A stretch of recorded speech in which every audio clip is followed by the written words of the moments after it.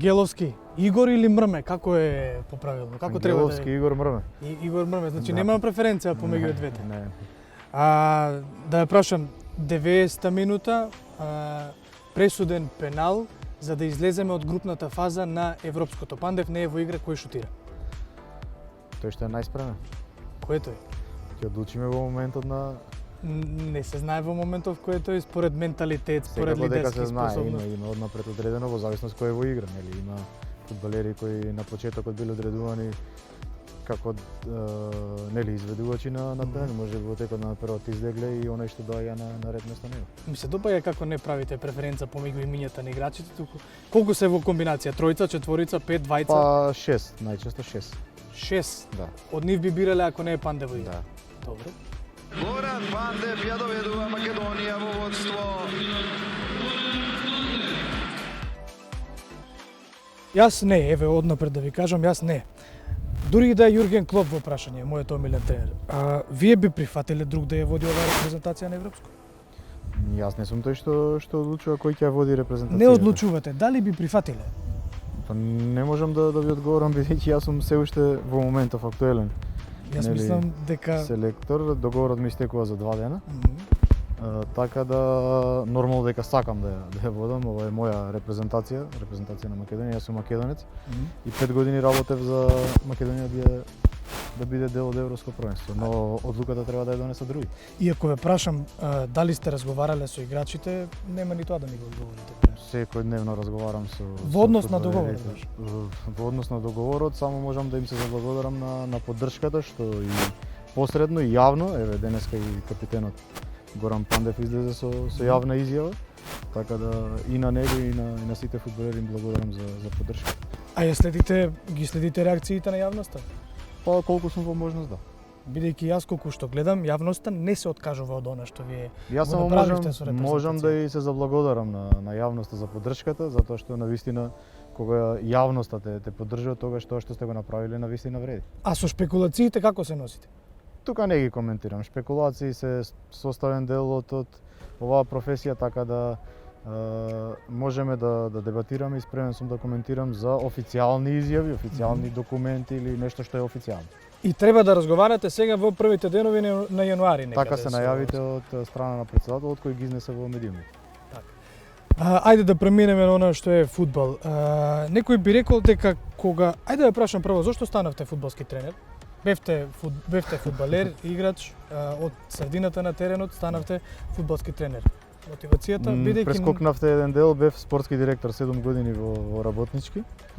И потоа од таа позиција дојдов на позицијата тренер и затоа има најголеми заслуги Драган Поповски, претседателот на клубот, затоа што мислеше дека јас сум најпогоден во тој момент да ја преземам клупата на работнички и не погреши. Првата сезона освоивме двојна круна, потоа го освоивме купот и имавме еден импресивен настап во Европа кога го исфрливме Трабзонспор и со Рубин Казан не успеавме само за еден гол да се пласираме во групна фаза.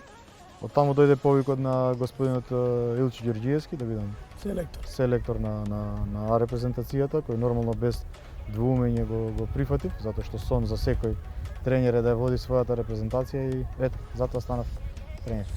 Некој би рекол дека кога веќе сте успешен менаџер помеѓу 11 различни карактери, барем кога е во прашање првиот тим и нели поширокиот список, толку карактери да менаџираш, дека таквиот човек со такви менаџерски способности би се snашол и во некаква компанија, во некаков бизнис.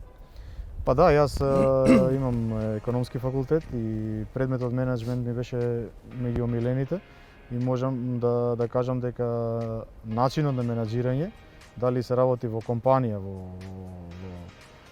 фудбал, се слични, затоа што нели сето тоа треба да биде изменаџирано, да се направи една добра атмосфера, каде што нели да се извади максимумот од секој член на колективот, така да сето тоа ми помогна во се ова што го кажувате. А колку е различно да се менаџира репрезентација, национален дрес со клупско ниво? Па различно. Многу е поразлично затоа што времето што го имате со репрезентацијата е доста кратко. На пример, може во некој период да се деси надпревара, да го имате само за 2 дена, да ги имате фудбалерите на располагање само 2 дена и на третиот ден да биде надпревара. Но за моја среќа е што долго, 5 години јас нели сум во репрезентацијата и еден принцип на работа наметнав да не се премногу менува во репрезентацијата, се со цел нели да функционираме онака како што вие го гледате тоа од страна. Каков капитен е Горан Пандев? Горан Пандев, капитен како што може секој тренер да го посака, но капитен е траката, Горан Пандев е човек пред се. Човек со огромни човечки квалитети, за фудбалски да не треба да зборувам, тоа сите го знаеме. И јас само и во една прилика кажав, сега само ќе повторам, дека ако во Германија кога зборува Бекенбауер, сите молчат, така треба да биде и во Македонија. Кога Горан Пандев зборува за фудбал, тогаш треба сите да молчат. Да, ја проследив убаво ова што го рековте. Ја проследив неодамна имаше од FIFA ли, од кој беше составен тим на ветерани во светот, најдобра 11-ка во моментов, и во тоа друштво на Ибрахимовиќ, на Буфон, на Роналдо, го има и Горан Пандев што само зборува нели за неговата величина. Меѓутоа, еве, ако Пандев е во свој посебен дел, веројатно треба и да му изградиме една биста во догледно време. Останативе фудбалери кои што несомнено дека дел од нив ќе го постигнат тоа ниво, веќе го имаат постигнато или ќе го постигнат, како што реков, на клубско ниво барем. Во репрезентацијата малку потешко, бидејќи Пандев има огромни бројки. Нивните карактери внатре во сооблекувалната 2-3 дена имаат за припреми и зашто најмногу се караат? Има некогаш? Па не би рекол дека се караат, затоа што тоа се прекрасни момци со огромни фудбалски, но и човечки квалитети. Зашто најмногу се лутат? Па најмногу се лутат, никој од нив не сака да губи. Во генот на спортистот и во мојот ген е дека поразот е нешто што навистина нас не оптеретува. Тогаш сме нерасположени, тогаш сме нервозни, тогаш сме лути. Тогаш сме знаеме да бидеме некои што нели карактерно можеби во други околности не би биле. И сето тоа ги тера да не дојде до тој пораз. Затоа што па победата од друга страна е таа што нас не храни. Ние имавме зацртано пласман на европско првенство како цел. И нас не интересираше ништо друго. Ние го игравме тоа за да го израдуваме народот, за да се израдуваме самите себе, да си ја донесеме таа радост на нас, на нашите фамилии и на нашите сограѓани во Македонија. Во тој момент не интересира нас ни премии, ни ништо не интересираше.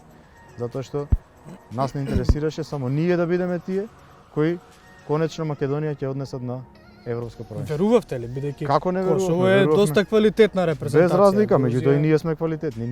Ние стално јас ретко трошам време за противникот, освен оние основни параметри, јас стално сум сконцентриран на нашата репрезентација и стално викав дека имаме квалитет, дека можеме, дека вредиме и еве на крајот го покажавме тоа. Кога е во прашање мотивација на тие 11 професионалци, пак зборувам за првиот тим, меѓутоа секако за поголемиот дел на репрезентацијата, сите фудбалери.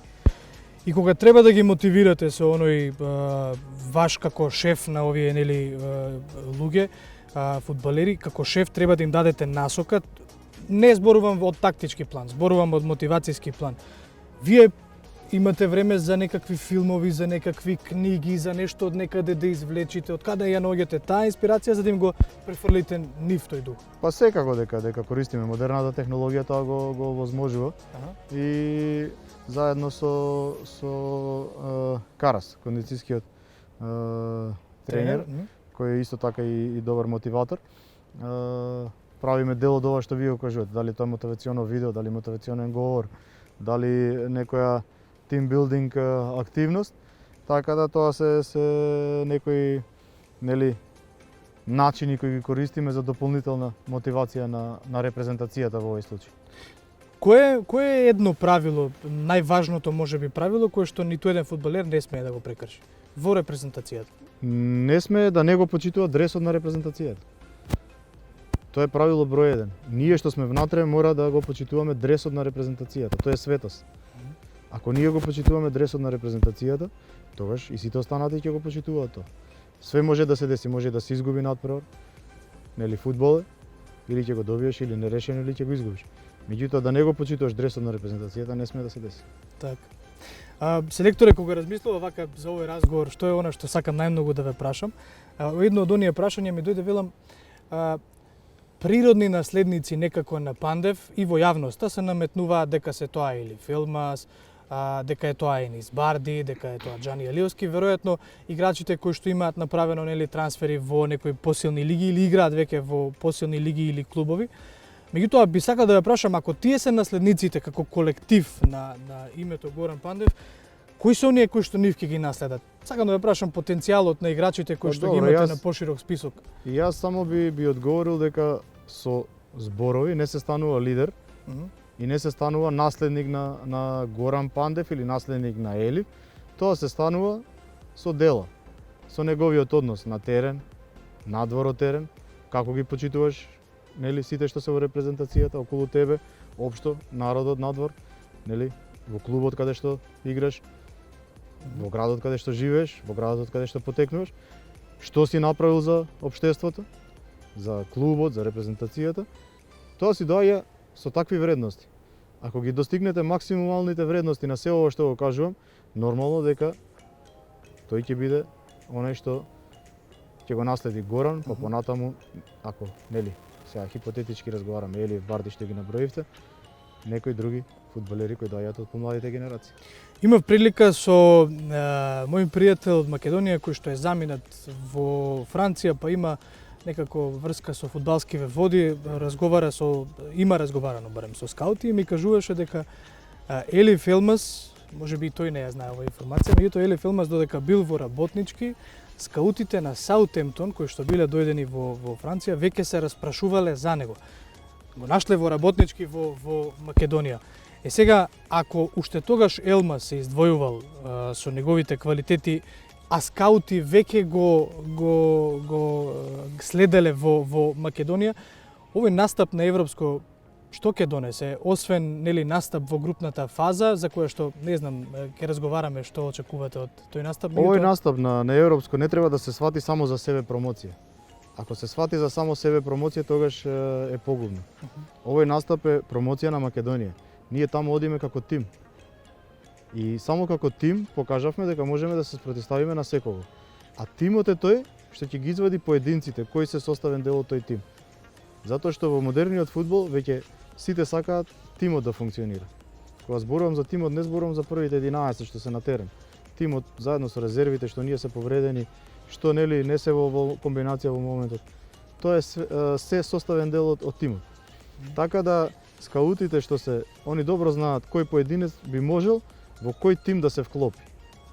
И затоа е многу важно на европското првенство, како што кажав, да не се оди за само промоција, него да се оди за промоција на Македонија.